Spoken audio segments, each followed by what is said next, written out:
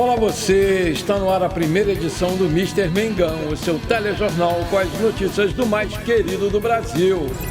Alcaraz pode ser desfalque no Flamengo por até 12 partidas.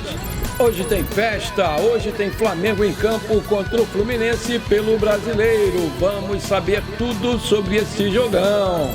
Felipe Luiz surpreende e relaciona Guilherme, joia da base, contra o Fluminense. Reviravolta no caso Neneca, Landim perde a paciência e Flamengo descarta negócios novos com o Corinthians. Essas e outras você confere agora. Fica comigo até o final, porque aqui tem muito mais Flamengo pra você. Olá, muito bom dia! Com a vitória do São Paulo ontem em cima do Vasco por 3-0, o tricolor paulista chegou aos 50 pontos e colou no Flamengo, que tem 51. Portanto, uma vitória hoje contra o Fluminense é crucial para as nossas pretensões no Brasileiro. A bola vai rolar a partir das 20 horas, horário de Brasília, e vai ter a transmissão exclusiva do Premier em TV paga. O Flamengo está a 8 jogos sem perder para o Fluminense e venceu no primeiro turno por 1-0 com o gol do nosso querido Pedro, que está se restabelecendo. Após 11 dias sem entrar em campo, por conta da data FIFA, o Flamengo volta para a reta final da temporada com um grande clássico. A partida serve para o Flamengo cravar ainda mais a sua vaga na próxima edição da Libertadores. Do lado do rival, a meta é somar pontos para fugir do rebaixamento. Esse jogo marca o 5º encontro entre as equipes em 2024 e pode servir para o Flamengo afundar ainda mais o co-irmão na briga pelo rebaixamento. Gerson e Pulgar, que atuaram 90 minutos contra o Peru e Colômbia, respectivamente, além do De La Cruz, que jogou 45 contra o Equador, não foram relacionados para esse jogo de logo mais. Mesmo que em situação parecida de desgaste, o Arrascaeta e o Gonzalo Plata, que atuaram 45 e 90 minutos, respectivamente, foram relacionados pelo Flamengo e vão ficar no banco de reservas. Isso porque, internamente, foi avaliado que os jogadores se reapresentaram em melhores condições. Vale lembrar que o Flamengo está em 4º lugar com 51 pontos e com uma partida a menos. E o Fluminense também com uma partida a menos, com 30 pontos na 16ª colocação. Flamengo e Fluminense vão disputar o seu jogo de número 383. O Mengão tem 140 vitórias, 123 empates e 119 derrotas. O retrospecto recente, os últimos 8 jogos, também é favorável ao Mengão. Com apenas 18 anos, o meia Guilherme foi relacionado e fez parte aí do time campeão mundial sub-20. Essa é a primeira vez que o Guilherme foi relacionado para um jogo do time titular. Provável escalação do Flamengo: Rossi, Wesley, Fabrício Bruno, Léo Pereira ou Cleiton e Alexandro, Alan, Léo Ortiz e Alcaraz, Michael ou Matheus Gonçalves, Bruno Henrique e Gabigol. Fluminense: Fábio, Samuel Xavier, ou Guga, Manuel ou Thiago Silva, Thiago Santos, Diogo Barbosa ou Fuentes, Bernal, Martinelli, Ganso, Arias, Lima e Cauã Elias. Apita o jogo FIFA paulista Rafael Claus, auxiliado por Danilo Ricardo Simon e Marcelo Carvalho Van Gassen. No VAR nós vamos ter lá o Rafael Trace.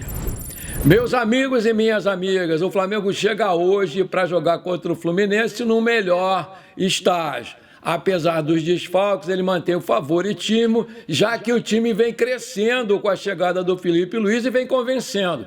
Mas a gente sabe que o Fluminense é um time perigoso e sempre faz jogo duro e apronta de vez em quando.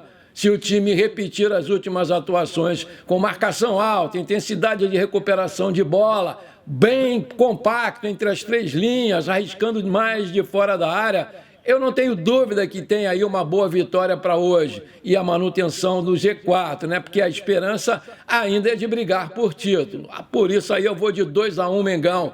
Aí eu te pergunto, você arrisca um palpite? Coloca aí pra gente brincar. Um mês após a confusão na partida contra o Corinthians pelo Brasileirão lá em Itaquera, o STJD, o Superior Tribunal de Justiça Desportiva, resolveu fazer a denúncia de todos os jogadores que participaram daquela balbúrdia lá em São Paulo. No lado do Mengão está o volante argentino Carlos Alcaraz, que foi expulso por acertar um soco no meio do tumulto. Já o Corinthians está com o Yuri Alberto, Kaká e o auxiliar técnico Emiliano Dias na mira do STJD. O julgamento está previsto para amanhã às 10 horas, horário de Brasília. Denunciados por agressão, Alcaraz e Yuri César podem pegar um gancho maior. Os dois jogadores foram enquadrados no artigo 254-A do Código Brasileiro de Justiça Desportiva, que prevê como pena a suspensão de 4 a 12 jogos. Caso sejam punidos, terão que cumprir a suspensão somente no Brasileiro, porque isso não conta para a Copa do Brasil. De acordo com o GE, o argentino do Flamengo e Yuri Alberto foram apontados por desferir dolosamente soco, cotovelada, cabeçada ou golpes similares em outrem de forma contundente ou assumindo o risco de causar dano ou lesão ao atingido. Na tarde desta quarta-feira, os garotos do Ninho entraram em campo para o jogo de ida das oitavas de final da Copa do Brasil Sub-20 e acabaram perdendo para o Goiás por 4 a 2 no estádio Ailê Pinheiro. Iago e Chola marcaram os gols do Flamengo. Para avançar de fase, o mais querido vai precisar vencer por 3 gols de vantagem na partida de volta. O rubro-negro volta a campo na próxima quarta-feira para enfrentar novamente o Goiás às 17h30, horário de Brasília, no Raulino de Oliveira, que é aqui em Volta Redonda, pelo jogo de volta das quartas de final da Copa do Brasil Sub-20. O Flamengo entrou em campo com Diogo Alves, Gustavo, Iago, Felipe Viana depois da Mata e Carbone depois Germano, Ryan Lucas, Fabiano depois Thiago Medeiros e Jean Carlos depois Pedro Leão. Felipe Tereza, depois Rodriguinho, Chola e Wallace Ian. Por outro lado, o Sub-17 vingou isso aí. É o novo campeão da Taça Guanabara da categoria. Em jogo realizado nesta terça-feira na Gávea, a equipe rubro-negra derrotou o Boa Vista por 2 a 1, assegurando a primeira colocação e o troféu do campeonato. Os gols que garantiram o título foram de Pablo e Douglas Telles no segundo tempo. A conquista foi resultado de uma campanha sólida dos garotos do Ninho, que disputaram 11 jogos, obtiveram 9 vitórias, 1 empate e apenas 1 derrota.